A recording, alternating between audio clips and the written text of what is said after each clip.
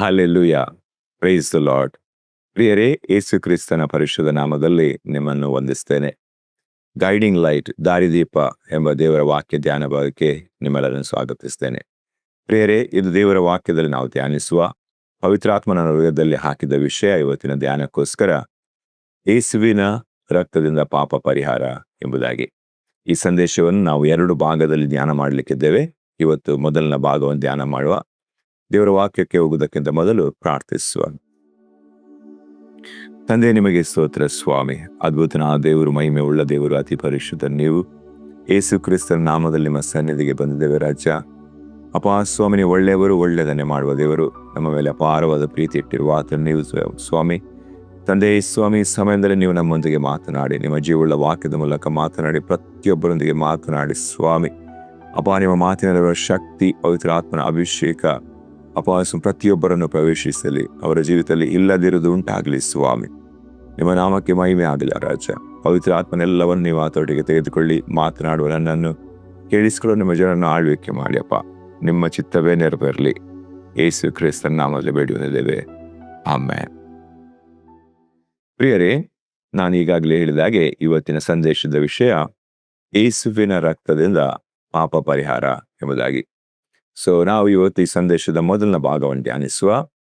ಮೊದಲನ ಭಾಗದಲ್ಲಿ ಯೇಸುವಿನ ರಕ್ತವೇ ಯಾಕೆ ಬೇಕು ಎಂಬುದಾಗಿ, ಮತ್ತೆ ರಕ್ತದಿಂದ ಹೇಗೆ ಪಾಪ ಪರಿಹಾರವಾಗ್ತದೆ ಎಂಬುದಾಗಿ ನಾವು ಧ್ಯಾನ ಮಾಡುವ.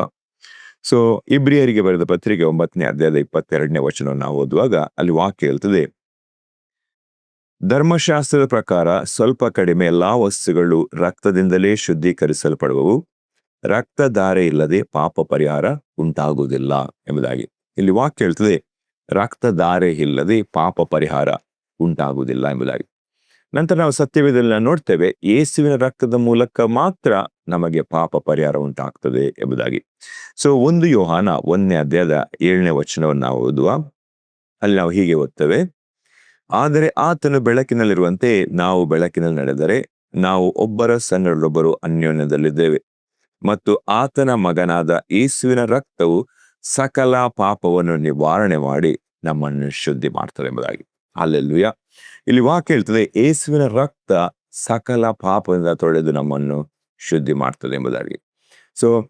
ನಾವು ನೋಡಿದ್ದೇವೆ, ಮೊದಲು ರಕ್ತಧಾರೆ ಇಲ್ಲದೆ ಪಾಪ ಪರಿಹಾರ ಆಗುವುದಿಲ್ಲ. ಎರಡನೇದಾಗಿ ನೋಡ್ತೇವೆ, ಯೇಸುವಿನ ರಕ್ತದ ಮೂಲಕ ನಮ್ಮ ಸಕಲ ಪಾಪಗಳು ತೊಳೆದು ಶುದ್ಧೀಕರಿಸಲ್ಪಡ್ತದೆ ಎಂಬುದಾಗಿ. ಈಗ ನಾವು ಮೊದಲನ ಭಾಗದಲ್ಲಿ ನಾವು ನೋಡುವ ರಕ್ತದಿಂದ ಯಾಕೆ ಪಾಪ ಪರಿಹಾರ ಆಗ್ತದೆ ಎಂಬುದಾಗಿ. ರಕ್ತದಿಂದ ಯಾಕೆ ಪಾಪ ಪರಿಹಾರ ಆಗ್ತದೆ ಎಂದು ನೋಡುವಾಗ, ರಕ್ತದಲ್ಲಿ ಜೀವವಿದೆ. There is life in the blood. ಆದಿಕಾಂಡ 9ನೇ ಅಧ್ಯಾಯದ 4ನೇ ವಚನಕ್ಕೆ ಓದುವಾಗ ಅಲ್ಲಿ ವಾಕ್ಯ ಹೇಳ್ತದೆ, ಆದರೆ ರಕ್ತದಿಂದ ಕೂಡಿರುವ ಮಾಂಸವನ್ನು ನೀವು ತಿನ್ನಬಾರದು, ರಕ್ತವು ಜೀವವಷ್ಟೇ. ರಕ್ತದಲ್ಲಿ ಜೀವವಿದೆ ಎಂಬುದಾಗಿ, ಅಥವಾ ಪ್ರತಿ ಪ್ರಾಣಿಯ ದೇಹಿಯ ಜೀವ ಆತನ ರಕ್ತದಲ್ಲಿ ಇದೆ ಎಂಬುದಾಗಿ ಅದರ ಅರ್ಥ. ಹಾಗಾಗಿ ನಾವು ನೋಡುವಾಗ ದೇವರು ರಕ್ತದ ಮೂಲಕ ಪಾಪ ಪರಿಹಾರವನ್ನು ನೇಮಕ ಮಾಡಿದ್ದಾರೆ. ಬಿಕಾಸ್ ರಕ್ತ ಹರಿದಾಗ ಜೀವ ಹೋದಾಗೆ. ಹಾಗಾಗಿ ಯಾಜಕಕಾಂಡ 17ನೇ ಅಧ್ಯಾಯದ 11 ಮತ್ತು 12ನೇ ವಚನದಲ್ಲಿ ನಾವು ಹೀಗೆ ಓದ್ತೇವೆ, ಯಾಕೆಂದರೆ ಪ್ರತಿ ದೇಹಿಗೂ ರಕ್ತವೇ ಪ್ರಾಣದ ಆಧಾರ. ಅಂತ ರಕ್ತವನ್ನು ನೀವು ಯಜ್ಞವೇದಿಗೆ ಎರಚಿ ನಿಮಗೋಸ್ಕರ ದೋಷ ಪರಿಹಾರ ಮಾಡಿಕೊಳ್ಳಬೇಕೆಂದು ನಿಮಗೆ ಅನುಗ್ರಹ ಮಾಡಿದ್ದೇನೆ. ರಕ್ತವು ಪ್ರಾಣದ ಆಧಾರವಾಗಿರುವ ಕಾರಣ ಅದರಿಂದ ದೋಷ ಪರಿಹಾರವಾಗುತ್ತದೆ ಅಷ್ಟೇ. ಇಲ್ಲಿ ನಾವು ಸ್ಪಷ್ಟವಾಗಿ ನೋಡ್ತೇವೆ, ರಕ್ತವು ಪ್ರಾಣದ ಆಧಾರವಾಗಿರುವುದಾಗಿ ರಕ್ತದ ಮೂಲಕ ಪಾಪ ಪರಿಹಾರವಾಗ್ತದೆ ಎಂಬುದಾಗಿ ನಾವು ದೇವರ ವಾಕ್ಯದಲ್ಲಿ ನಾವಿಲ್ಲಿ ಧ್ಯಾನಿಸ್ತೇವೆ. ರಕ್ತಧಾರೆ ಇಲ್ಲದೆ ಪಾಪ ಪರಿಹಾರ ಆಗುವುದಿಲ್ಲ. ಯೇಸುವಿನ ರಕ್ತದ ಮೂಲಕ ಮಾತ್ರ ನಮಗೆ ಪಾಪ ಪರಿಹಾರವಾಗ್ತದೆ. ರಕ್ತದಲ್ಲಿ ಜೀವ ಇರುವುದಾಗಿ, ಅದು ಪ್ರಾಣದ ಆಧಾರವಿರುವುದಾಗಿ ರಕ್ತಧಾರೆಯಿಂದ ಪಾಪ ಪರಿಹಾರ ಉಂಟಾಗ್ತದೆ ಎಂಬುದಾಗಿ ನೋಡ್ತೇವೆ. ಈಗ ನಾವು ನೋಡುವ ವಾಕ್ಯದಲ್ಲಿ ರಕ್ತದಲ್ಲಿ ಜೀವ ಹೇಗೆ ಬಂತು. ಪ್ರತಿ ದೇಹಿಯ ಜೀವ ರಕ್ತದಲ್ಲಿ ಅಡಕವಾಗಿದೆ ಎಂಬುದಾಗಿ ವಾಕ್ಯದಲ್ಲಿ ನೋಡಿದ್ದೇವೆ. ಅದು ಹೇಗೆ ಅದರಲ್ಲಿ ಬಂತು ಎಂಬುದಾಗಿ ನೋಡುವ. ದೇವರು ಆದಿಯಲ್ಲಿ ಮನುಷ್ಯನ ಸೃಷ್ಟಿ ಮಾಡಿದಾಗ ಮಣ್ಣಿನಿಂದ ಆತನ ದೇಹವನ್ನು ಸೃಷ್ಟಿ ಮಾಡಿದ್ರು. ನೆಲದ ಮಣ್ಣಿನಿಂದ ದೇವರು ಮನುಷ್ಯನ ದೇಹವನ್ನು ಸೃಷ್ಟಿ ಮಾಡಿದ್ರು. ಸೃಷ್ಟಿ ಮಾಡಿದ ನಂತರ ಒಂದು ಮಣ್ಣಿನ ಆಕಾರವಾಗಿತ್ತೇ ಹೊರತು ಅದರಲ್ಲಿ ಜೀವ ಇರಲಿಲ್ಲ. ನಂತರ ದೇವರು ತನ್ನ ಜೀವ ಶ್ವಾಸವನ್ನು ಊದಿದಾಗ ಬ್ರೆತ್ ಆಫ್ ಲೈಫ್, ದೇವರ ಜೀವಶ್ವಾಸವನ್ನು ಊದಿದಾಗ ಅದು ಬದುಕುವ ಪ್ರಾಣಿ ಆಯಿತು ಎಂಬುದಾಗಿ ವಾಕ್ಯದಲ್ಲಿ ನೋಡ್ತೇವೆ. ಸೊ ನಾವು ಆದಿಕಾಂಡ 2ನೇ ಅಧ್ಯಾಯದ 7ನೇ ವಚನವನ್ನು ಓದಿಕೊಳ್ಳುವ. ಹೀಗಿರಲು ಯೆಹೋವ ದೇವರು ನೆಲದ ಮಣ್ಣಿನಿಂದ ಮನುಷ್ಯನನ್ನು ರೂಪಿಸಿ ಅವನ ಮೂಗಿನಲ್ಲಿ ಜೀವಶ್ವಾಸವನ್ನು ಊದಿದರು. ಆಗ ಮನುಷ್ಯನು ಬದುಕುವ ಪ್ರಾಣಿಯಾದನು ಎಂಬುದಾಗಿ. ಸೊ ಇಲ್ಲಿ ನಾವು ನೋಡ್ತೇವೆ, ದೇವರು ಮೊದಲು ಮಣ್ಣಿನಿಂದ ದೇಹವನ್ನು ಮಾಡಿದ್ರು, ದೇಹದ ಆಕಾರವನ್ನು ಮಾಡಿದ್ರು, ಅದು ನಿರ್ಜೀವವಾಗಿತ್ತು, ಅದಕ್ಕೆ ಜೀವ ಇರಲಿಲ್ಲ. ಸೊ ದೇವರು ಮಣ್ಣಿನಿಂದ ಮನುಷ್ಯನ ಎಲ್ಲಾ ಅಂಗಾಂಗಗಳನ್ನು ಮಾಡಿದ್ರು, ಆದರೆ ರಕ್ತವನ್ನು ಮಾಡಲಿಲ್ಲ. ಯಾಕೆಂದ್ರೆ ರಕ್ತ ದೇಹದಲ್ಲಿ ದ್ರವ ರೂಪದಲ್ಲಿ ಯಾವಾಗಲೂ ಚಲಿಸ್ತಾನೆ ಇರ್ತದೆ. ಸೊ ದೇವರು ರಕ್ತವನ್ನು ಉಂಟು ಮಾಡಲಿಲ್ಲ. ಯಾವಾಗ ದೇವರು ತನ್ನ ಶ್ವಾಸವನ್ನು ಬ್ರೆತ್ತನ್ನು ಊದಿದಾಗ ರಕ್ತ ಉಂಟಾಯಿತು, ಬ್ಲಡ್ ಉಂಟಾಯಿತು. ಯಾವಾಗ ರಕ್ತ ಚಲಿಸ್ಲಿಕ್ಕೆ ಸ್ಟಾರ್ಟ್ ಆಯ್ತೋ ಆ ಮಣ್ಣಿನ ಆಕಾರಕ್ಕೆ ಜೀವ ಬಂತು. ಹಲ್ಲೆಲೂಯಾ. ಸೊ ದೇವರಿಗೆ ಏನನ್ನಾದ್ರೂ ಮಾಡಲಿಕ್ಕೆ ಏನು ಬೇಕಿಲ್ಲ. God does not need anything to do anything. ಮನುಷ್ಯರಿಗೆ ಮಾತ್ರ ನಮ್ಗೆ ಬೇಕಿರುವಂಥದ್ದು. ಸೊ ದೇವರು ಮಾತನಾಡಿದಾಗ ಎಲ್ಲ ಉಂಟಾಗ್ತದೆ. ಆತನ ಶ್ವಾಸದಿಂದ ಸಮಸ್ತ ಉಂಟಾಗ್ತದೆ. ಸೊ ಪವಿತ್ರಾತ್ಮ, ದೇವರ ಶ್ವಾಸ ಯಾರಂತ ಹೇಳಿದ್ರೆ ಅದು ಪವಿತ್ರಾತ್ಮನು. ಯಾವಾಗ ತನ್ನ ಶ್ವಾಸವನ್ನು ಮಣ್ಣಿನ ಆಕಾರದೊಳಗೆ ಊದಿದರೋ ಆಗ ರಕ್ತ ಮಿರಾಕ್ಯುಲಸ್ಲಿ, ಅದ್ಭುತವಾಗಿ ಅಲ್ಲಿ ಉಂಟಾಯಿತು, ಹರಿಲಿಕ್ಕೆ ಸ್ಟಾರ್ಟ್ ಮಾಡಿತ್ತು. ಹಲ್ಲೆಲೂಯಾ. ಸೊ ಹಾಗಾಗಿ ದೇವರು ಜೀವಶ್ವಾಸ ಊದಿದ್ರು. ಸೊ ದೇಹಿಯ ಜೀವ ಅಂದ್ರೆ ಮನುಷ್ಯನ ಜೀವ ಅವನ ರಕ್ತದಲ್ಲಿ ಡೆಪಾಸಿಟ್ ಆಯ್ತು, ಅವನ ರಕ್ತದಲ್ಲಿ ಇತ್ತು. ಯಾಕಂದ್ರೆ ರಕ್ತ ಹರಿದಾಗ ಅದು ಬದುಕುವ ಪ್ರಾಣಿ ಆಯ್ತು ಎಂಬುದಾಗಿ ವಾಕ್ಯದಲ್ಲಿ ನಾವು ನೋಡ್ತೇವೆ.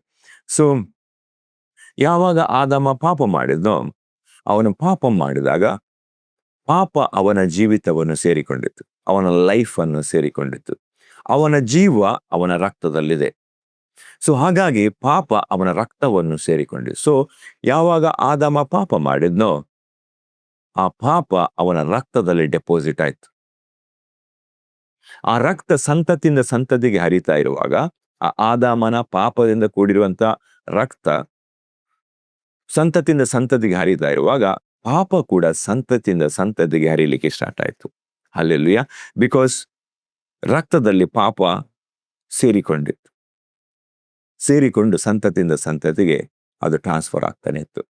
ಹಾಗಾಗಿ ಆ ನಂತರ ಆದಾಮನಿಂದ ಹುಟ್ಟಿದ ಪ್ರತಿ ಮನುಷ್ಯನು, ಈ ಲೋಕದಲ್ಲಿ ಎಲ್ಲ ಕಟ್ಟಕಡೆಯಲ್ಲಿ ಹುಟ್ಟಿದ ಪ್ರತಿ ಮನುಷ್ಯನು ಪಾಪದಿಂದೇ ಹುಟ್ಟಿದ, ಆ ಪಾಪದಿಂದ ಕೂಡಿದ ರಕ್ತವನ್ನು ಇಟ್ಕೊಂಡೇ ಹುಟ್ಟಿದ. ಹಾಗಾಗಿ ಸತ್ಯವೇದ ಹೇಳ್ತದೆ, ನಾನು ತಾಯಿಯ ಗರ್ಭದಲ್ಲಿರುವಾಗಲೇ ನಾನು ದ್ರೋಹಿ, ನಾನು ಪಾಪಿ ಎಂಬುದಾಗಿ.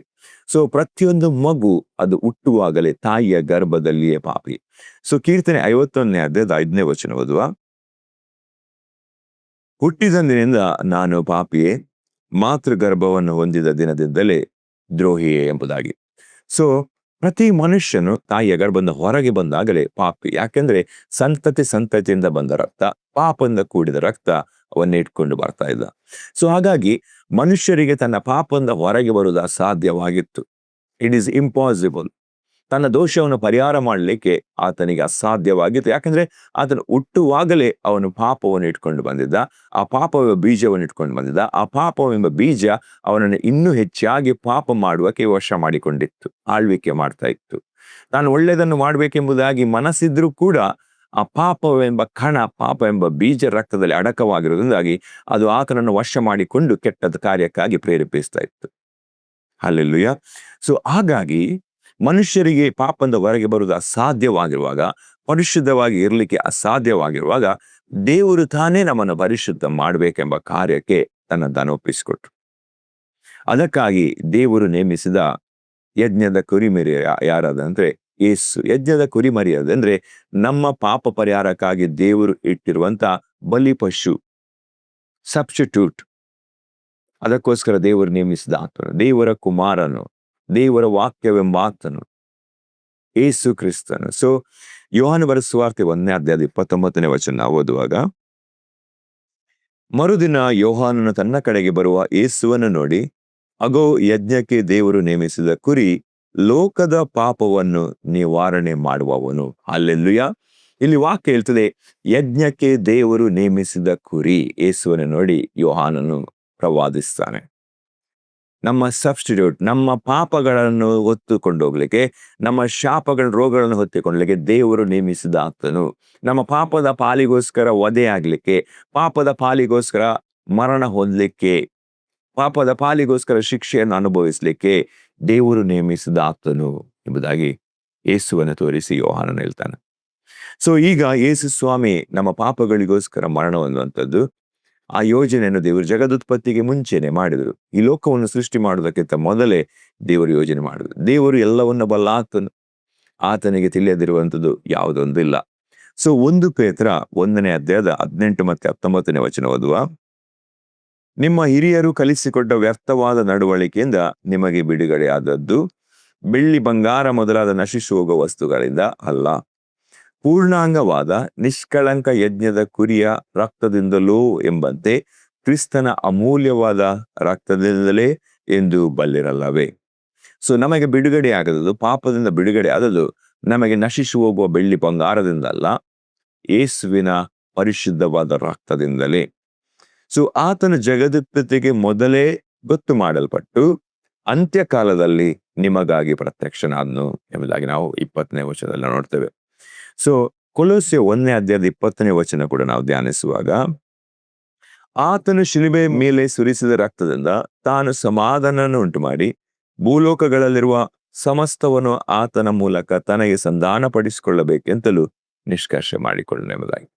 ಸೊ ಯೇಸು ಕ್ರಿಸ್ತನು ಶಿಲುಬೆಯಲ್ಲಿ ಸುರಿಸಿದ ರಕ್ತದ ಮೂಲಕ ಆತನು ಸಮಾಧಾನ ಹೊಂದದಂತೆ ಎಲ್ಲವನ್ನು ತನ್ನೊಂದಿಗೆ ಸೇರಿಸಿಕೊಳ್ಳುವುದಕ್ಕೋಸ್ಕರ, ಅಂದ್ರೆ ತಂದೆಯಾದ ದೇವರು ಯೇಸುವಿನೊಂದಿಗೆ ಮೊದಲೇ ನಿಷ್ಕರ್ಷೆ ಮಾಡಿದರು, ಮೊದಲೇ ಅದನ್ನು ನಿರ್ಧಾರ ಮಾಡಿದ್ವಿ. ಹಲ್ಲೆಲೂಯ.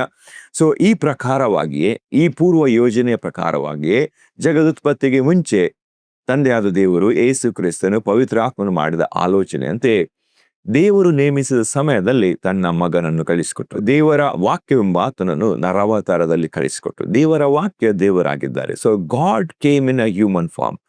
ದೇವರು ತಾನೇ ಮನುಷ್ಯ ಅವತಾರದಲ್ಲಿ ಇಳಿದು ಬಂದರು. ಆತನ ಹೆಸರು ಯೇಸು.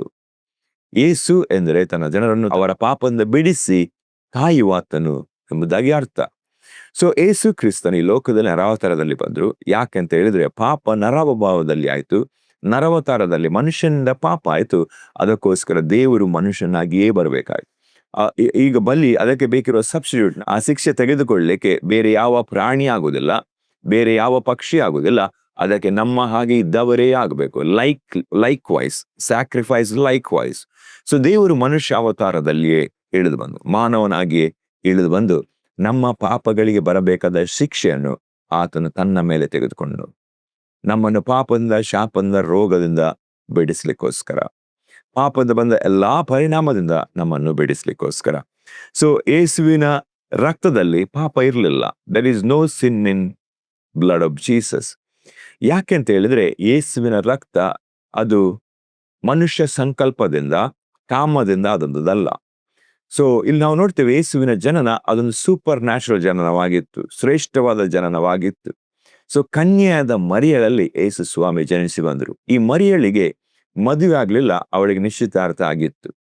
ಆ ಸಮಯದಲ್ಲಿ ದೇವದೂತನು ಬಂದು, ಗಬ್ರಿಯೇಲನು ಬಂದು ಮರಿಯಳಿಗೆ ಈ ಸಂದೇಶವನ್ನು ಸಲ್ಲಿಸ್ತಾರೆ. ನಾವು ಅದನ್ನು ಲೂಕನ ಬರೆದ ಸುವಾರ್ತೆ 1ನೇ ಅಧ್ಯಾಯದ 26-31 ಓದುವ. 6ನೇ ತಿಂಗಳಿನಲ್ಲಿ ದೇವರು ಗಬ್ರಿಯೇಲನೆಂಬ ತನ್ನ ದೂತನನ್ನು ಗಲಿಲಾಯ ಸೀಮೆಯ ನಜರೇತ್ ಎಂಬ ಊರಿಗೆ ಒಬ್ಬ ಕನ್ಯೆಯ ಬಳಿಗೆ ಕಳುಹಿಸಿದನು. ಆ ಕನ್ಯೆಯ ಹೆಸರು ಮರಿಯಳು. ಆಕೆಯು ದಾವೀದನ ಮನೆತನದ ಯೋಸೇಫನೆಂಬ ಪುರುಷನಿಗೆ ನಿಶ್ಚಿತಾರ್ಥವಾಗಿದ್ದಳು. ಆ ದೂತನು ಆಕೆಯ ಬಳಿಗೆ ಬಂದು, ದೇವರ ದಯೆ ಹೊಂದಿದವಳೇ, ನಿನಗೆ ಶುಭವಾಗಲಿ, ಕರ್ತನು ನಿನ್ನ ಸಂಗಡ ಇದ್ದಾನೆ ಅಂದನು.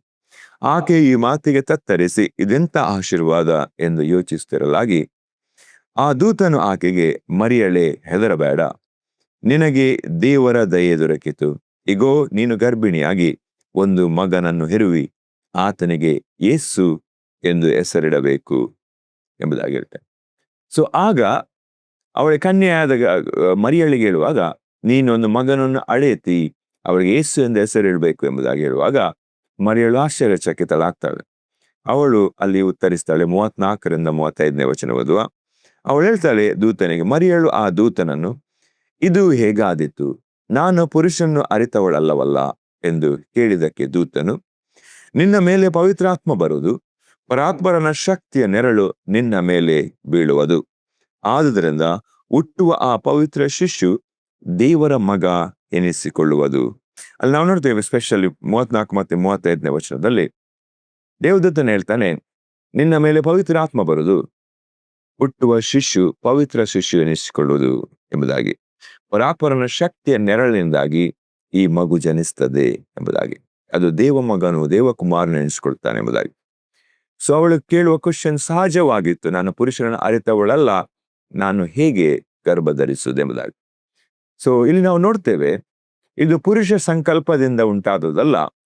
ಹಾಗೆ ಉಂಟಾಗುತ್ತಿದ್ರೆ ಅದರಲ್ಲಿ ಪಾಪ ಎಂಬ ಬೀಜ ಇದೆ, ಪುನಃ ಪಾಪ ಮುಂದೆ ಹೋಗ್ತದೆ. ಸೊ ಏಸು ಕ್ರಿಸ್ತನು ಈ ಲೋಕದಲ್ಲಿರುವ ರಕ್ತವನ್ನೇ ಹಂಚಿಕೊಂಡು ಬಂದಿದ್ರೆ ಅದರಲ್ಲಿ ಪಾಪ ಎಂಬ ಬೀಜ ಇದೆ. ಆ ರಕ್ತ ನಮ್ಮನ್ನು ಪಾಪದಿಂದ ಬಿಡಿಸ್ಲಿಕ್ಕೆ ಸಾಧ್ಯ ಇಲ್ಲ. ಸೊ ನಮ್ಮನ್ನು ಪಾಪದಿಂದ ಬಿಡಿಸ್ಬೇಕಾದ್ರೆ ಪರಿಶುದ್ಧವಾದ ರಕ್ತವೇ ಬೇಕು. ಹಲ್ಲೆಲೂಯಾ. ಸೊ ಯೇಸುವಿನ ದೇಹದಲ್ಲಿದ್ದಂಥ ರಕ್ತ ಅದು ಪವಿತ್ರ ಆತ್ಮನ ಶಕ್ತಿಯಿಂದ ಉಂಟಾದದ್ದು, ಅದು ಪರಲೋಕದಿಂದ ಬಂದದ್ದು. ಹೇಗೆ ನಾನು ಹೇಳಿದೆ, ಆದಿಯಲ್ಲಿ ಆದಾಮನನ್ನು ದೇವರು ಸೃಷ್ಟಿ ಮಾಡಿದಾಗ ಮಣ್ಣಿನ ಮಡಕೆಯೊಳಗೆ ತನ್ನ ಜೀವ ಶ್ವಾಸವನ್ನು ಊದಿದ್ರೋ ಆಗ ರಕ್ತ ಉಂಟಾಯಿತು. ಅದೇ ರೀತಿಯಲ್ಲಿ ಕಡೇ ಆದಾಮನು ಯೇಸು ಕ್ರಿಸ್ತನ ಹುಟ್ಟುವಾಗ ಮರಿಯಳು ಎಂಬ ಮಣ್ಣಿನ ಮಡಕೆ ಒಳಗೆ, ಆ ಗರ್ಭದೊಳಗೆ ಪವಿತ್ರ ಆತ್ಮನ ಶ್ವಾಸ, ಪವಿತ್ರ ಆತ್ಮನ ಬಂದ ದೇವರ ಶ್ವಾಸ ಪ್ರವೇಶ ಮಾಡಿದಾಗ ಅಲ್ಲಿ ರಕ್ತ ಉಂಟಾಯಿತು, ಗರ್ಭಧಾರಣೆ ಆಯಿತು. ಹಲ್ಲೆಲೂಯಾ. ಸೊ ಯೇಸುವಿನ ರಕ್ತದಲ್ಲಿ ಮರಿಯಳ ಯಾವ ಪಾತ್ರ ಇಲ್ಲ. ಆ ರಕ್ತ ಸಂಪೂರ್ಣವಾಗಿ ಪರಿಪೂರ್ಣವಾಗಿ ಪರಲೋಕದಿಂದ ಬಂದಿರುವಂಥದ್ದು, ಪವಿತ್ರಾತ್ಮನ ಶಕ್ತಿಯಿಂದ ಉಂಟಾಗಿರುವಂಥದ್ದು. ಆನಂತರ ನಾವು ನೋಡ್ತೇವೆ, ಸ್ವಾಮಿ ಲೋಕದಲ್ಲಿ ಜನಿಸಿ ಬಂದ ನಂತರ ಆತನ ಎಲ್ಲಾ ರೀತಿಯಲ್ಲಿ ಶೋಧನೆಗೆ ಒಳಗಾದ್ನು, ಆದ್ರೆ ಆತನು ಪಾಪ ಮಾಡಲಿಲ್ಲ. He did not sin. ಇಬ್ರಿಯ 4ನೇ ಅಧ್ಯಾಯದ 15ನೇ ವಚನ ಓದುವ. ಯಾಕೆಂದರೆ ನಮಗಿರುವ ಮಹಾಯಾಜಕನು ನಮ್ಮ ನಿರ್ಬಲಾವಸ್ಥೆಯನ್ನು ಕುರಿತು ಅನುತಾಪವಿಲ್ಲದವನಲ್ಲ. ಆತನು ಸರ್ವ ವಿಷಯಗಳಲ್ಲಿ ನಮ್ಮ ಹಾಗೆ ಶೋಧನೆಗೆ ಗುರಿ, ಆತನು ಪಾಪ ಮಾತ್ರ ಮಾಡಲಿಲ್ಲ ಎಂಬುದಾಗಿ. He did not sin. He lived a holy life. ಯೇಸು ಸ್ವಾಮಿ ಲೋಕದಲ್ಲಿ ಪರಿಶುದ್ಧ ಜೀವಿತ ಮಾಡಿ, ಆತನ ಈ ಲೋಕದಲ್ಲಿ ಪರಿಶುದ್ಧ ಜೀವಿತ ಮಾಡಿದ್ರಿಂದಾಗಿ ಪಾಪ ಆತನ ಮೇಲೆ ಆಳ್ವಿಕೆ ಮಾಡಲಿಲ್ಲ, ಆತನ ರಕ್ತವನ್ನು ಸೇರಿಕೊಳ್ಳಲಿಲ್ಲ. ಇಟ್ ರಿಮೈನ್ಡ್ ಹೋಲಿ. ಅದು ಪರಿಶುದ್ಧವಾಗಿತ್ತು. ಆ ಪರಿಶುದ್ಧವಾದ ರಕ್ತ ಮಾತ್ರ ಕೊಳಕು ತುಂಬಿದ, ಪಾಪ ತುಂಬಿದ ರಕ್ತವನ್ನು ತೊಳಿಲಿಕ್ಕೆ, ನಮ್ಮ ಜೀವಿತವನ್ನು ತೊಳಿಲಿಕ್ಕೆ ಅದಕ್ಕೆ ಬಲ ಇತ್ತು, ಶಕ್ತಿ ಇತ್ತು. ಅಲ್ಲಿ ನಾವು ನೋಡ್ತೇವೆ, ನಂತರ ಯೇಸು ಸ್ವಾಮಿ ದೇವರು ನೇಮಿಸಿದ ಸಮಯದಲ್ಲಿ ಆತನು ಶಿಲುಬೆಯಲ್ಲಿ ತನ್ನನ್ನು ತಾನೇ ಸಜೀವ ಯಜ್ಞವಾಗಿ ಅರ್ಪಿಸಿದ್ರು.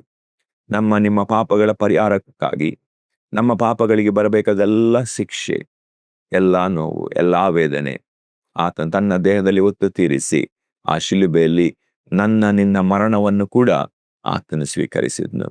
ಎಫೆಸ 5ನೇ ಅಧ್ಯಾಯದ 2ನೇ ವಚನ ಓದುವ. ಕ್ರಿಸ್ತನು ನಿಮ್ಮನ್ನು ಪ್ರೀತಿಸಿ ನಮ್ಮೆಲ್ಲರಿಗೋಸ್ಕರ ತನ್ನನ್ನೇ ದೇವರಿಗೆ ಸುಗಂಧ ವಾಸನೆಯಾದ ಕಾಣಿಕೆಯಾಗಿಯೂ ಯಜ್ಞವಾಗಿಯೂ ಸಮರ್ಪಿಸಿಕೊಂಡು ಪ್ರಕಾರ ನೀವು ಪ್ರೀತಿಯಲ್ಲಿ ನಡೆದುಕೊಳ್ಳಿರಿ ಎಂಬುದಾಗಿ. ಹಲ್ಲೆಲೂಯಾ. ಸೊ ಯೇಸು ಕ್ರಿಸ್ತನು ನಮ್ಮನ್ನು ಪ್ರೀತಿಸಿ ದೇವರಿಗೆ ಮೆಚ್ಚುಗೆ ಆಗುವ ಸುಗಂಧ ವಾಸನೆಯ ಯಜ್ಞವಾಗಿ ಆ ಶಿಲುಬೆಯಲ್ಲಿ ತಾನು ಒಪ್ಪಿಸಿಕೊಟ್ಟು, ಸೊ ಯೇಸುವಿನ ಆ ಶಿಲುಬೆಯ ಮರಣದ ಮೂಲಕ, ಆತನು ಸುರಿಸಿದ ಪರಿಶುದ್ಧ ರಕ್ತದ ಮೂಲಕ, ಆ ಶಿಲುಬೆಯಲ್ಲಿ ಸುರಿಸಿದ ರಕ್ತದ ಮೂಲಕ ನಿನ್ನ ಸಕಲ ಪಾಪಗಳು ಪರಿಹಾರವಾಯಿತು, ರೋಗಗಳು ವಾಸಿಯಾಯಿತು, ಸೈತಾನನ ಬಾಧೆಗಳು ಮುರಿಯಲ್ಪಟ್ಟಿತು, ಶಾಪವು ಮುರಿಯಲ್ಪಟ್ಟಿತು. ಹಲ್ಲೆಲೂಯಾ. ಸೊ ಇಲ್ಲಿ ನಾವು ನೋಡಿದ್ದೇವೆ ಹೇಗೆ ಯೇಸುವಿನ ರಕ್ತದ ಮೂಲಕ ಮಾತ್ರ ಪಾಪ ಪರಿಹಾರವಾಗ್ತದೆ ಎಂಬುದಾಗಿ. ಯಾಕೆಂದ್ರೆ ಈ ಲೋಕದಲ್ಲಿ ಯೇಸುವಿನ ರಕ್ತ ಮಾತ್ರ ಪರಿಶುದ್ಧವಾಗಿರುವಂಥದ್ದು. ಅದು ಕನ್ಯೆಯಾದ ಮರಿಯಳಲ್ಲಿ, ಅದು ಗರ್ಭದಲ್ಲಿ ಪರಲೋಕದಿಂದ ಪವಿತ್ರಾತ್ಮನ ಶಕ್ತಿಯಿಂದ ಉಂಟಾಗಿರುವಂಥದ್ದು. ಆತನು ಪವಿತ್ರ ಶಿಶು, ಆತನು ದೇವಕುಮಾರನು, ಆತನು ಈ ಲೋಕದಲ್ಲಿ ಪರಿಶುದ್ಧ ಜೀವಿತ ಮಾಡಿ ನನಗೆ ನಿನಗೆ ಬರಬೇಕಾದ ಶಿಕ್ಷೆಯನ್ನು ತನ್ನ ದೇಹದಲ್ಲಿ ಹೊತ್ತು ತೀರಿಸಿದ್ದಾರೆ. ಯಾರೆಲ್ಲ ಇದರಲ್ಲಿ ನಂಬಿಕೆ ಇಡ್ತಾರೋ ಅವರಿಗೆಲ್ಲ ಪಾಪ ಪರಿಹಾರ. ಅವರೆಲ್ಲರನ್ನು ಯೇಸು ಕ್ರಿಸ್ತನ ರಕ್ತದಿಂದ ತೊಳೆದು ಶುದ್ಧೀಕರಿಸ್ತಾರೆ. ಹಲ್ಲೆಲೂಯಾ. ನಾವು ಮುಂದಿನ ಭಾಗದಲ್ಲಿ ಧ್ಯಾನ ಮಾಡುವ ಹೇಗೆ ಯೇಸುವಿನ ರಕ್ತ ನಮಗೋಸ್ಕರ ಸುರಿಸಲ್ಪಟ್ಟಿದೆ ಎಂಬುದಾಗಿ. ನಾವೀಗ ಪ್ರಾರ್ಥಿಸುವ. Thank you lord. ತಂದೆ, ನಿಮಗೆ ಸ್ತೋತ್ರ. ಅದ್ಭುತನಾದ ದೇವರು, ಮಹಿಮೆ ಉಳ್ಳ ದೇವರು, ಅತಿ ಪರಿಶುದ್ಧರ ನೀವು. ಈ ಒಳ್ಳೆಯ ಸಮಯಕ್ಕಾಗಿ ಸ್ತೋತ್ರ.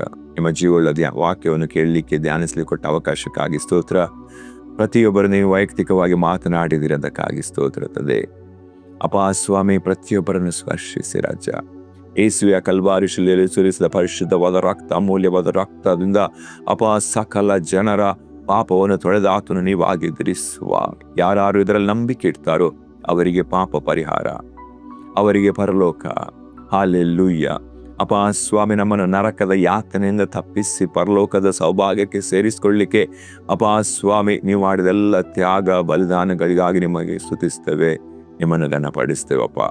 ಅಪ್ಪ ಸ್ವಾಮಿ, ಪ್ರತಿಯೊಬ್ಬ ಹೃದಯಗಳು ತೆರೆಯಲ್ಪಡಲಿ ರಾಜ. ಅಪ್ಪ ನಿಮ್ಮ ಪ್ರೀತಿ, ಅಪ್ಪ ನಿಮ್ಮ ತ್ಯಾಗ ಅವರ ಹೃದಯದಲ್ಲಿ ಆಳವಾಗಿ ಬೇರೂರಲಿ. ಪವಿತ್ರಾತ್ಮನೇ ಸ್ವಾಮಿ, ಪ್ರತಿಯೊಬ್ಬ ಹೃದಯದಲ್ಲಿ ಸ್ವಾಮಿ ಮಾತಾದ ಕಾರ್ಯಗಳನ್ನು ಮಾಡಿರಿ ಸ್ವಾಮಿ. ಸ್ವಸ್ಥತೆ, ಬಿಡುಗಡೆಗಳು ಯೇಸು ಕ್ರಿಸ್ತನ ನಾಮದಲ್ಲಿ ಉಂಟಾಗಲಿ ರಾಜ. ನಿಮ್ಮ ನಾಮ ಅವರ ಮೂಲಕ ಮಹಿಮೆ ಹೊಂದಲಿ ಸ್ವಾಮಿ. ಥ್ಯಾಂಕ್ ಯು ಜೀಸಸ್, ನೀವಾಗಿ ಮಾಡಿದಕ್ಕಾಗಿ ಸ್ತೋತ್ರ.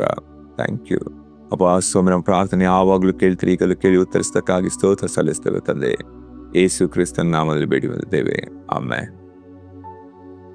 ಪ್ರಿಯರೇ, ಈ ಸಂದೇಶ ನಿಮ್ಮ ಜೀವಿತಕ್ಕೆ ಆಶೀರ್ವಾದದಾಯಕವಾಗಿರುವುದಾದರೆ ಚಾನಲನ್ನು ಸಬ್ಸ್ಕ್ರೈಬ್ ಮಾಡಿ, ಲೈಕ್ ಮಾಡಿ, ಸಂದೇಶವನ್ನು ಕಮೆಂಟ್ ಮಾಡಿ, ಸಂದೇಶವನ್ನು ನಿಮ್ಮ ಪ್ರೀತಿ ಪಾತ್ರರೊಂದಿಗೆ ಹಂಚಿಕೊಳ್ಳಿ. ಅವರ ಜೀವಿತವನ್ನು ಆಶೀರ್ವದಿಸಿ. ದೇವರು ನಿಮ್ಮನ್ನು ಆಶೀರ್ವದಿಸಲಿ.